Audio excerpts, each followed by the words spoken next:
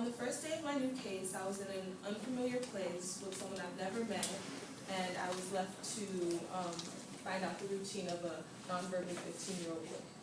As nervous as I was, I finally introduced myself to my new client. Hi, I'm Ashley. I'll be helping you with your daily activities today. He just stands there and stares at me. Unsure of whether or not we made a connection, I just stand there and wait. 15 seconds later, he knocks the glasses off my face, giggles, and runs off. As a nurse's assistant, for the past 3 years, this has been my norm. Working with children with autism.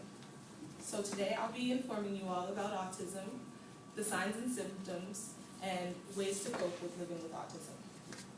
Autism and autism spectrum disorder is a general term used to describe a complex variety of brain disorders. So, how many of you plan on having children or already have children? Okay. Well, according to autismspeaks.org, 1 in every 68 children will be born with autism, and 5 times more boys will be diagnosed than girls. So that could be your daughter, your son, your niece, or your nephew.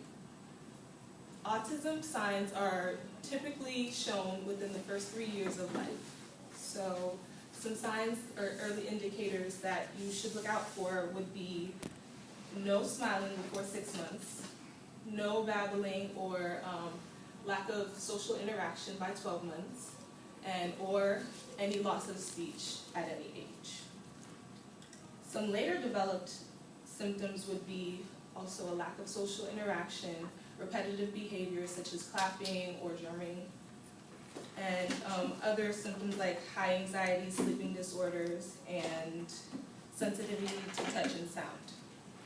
However, symptoms vary different from person to person, from mild to very debilitating. So autism can look like a violent nonverbal girl or a 17-year-old doctoral student. His name is Jake Barnett, or even Ghostbusters Dan. There you go. After interviewing two different parents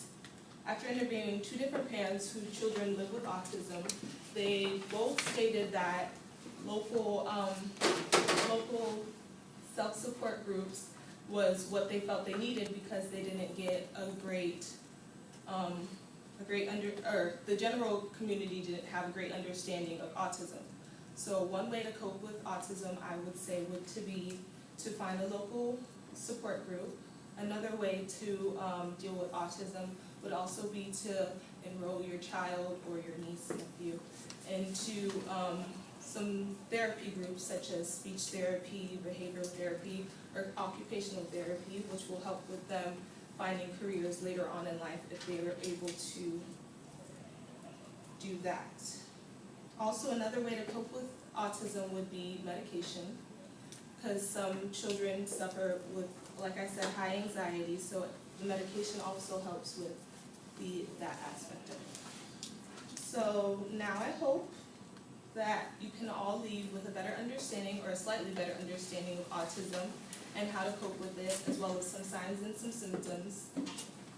And I could have also spoken about the causes of autism, but since the evidence and the research is inconclusive, that'd probably take all day.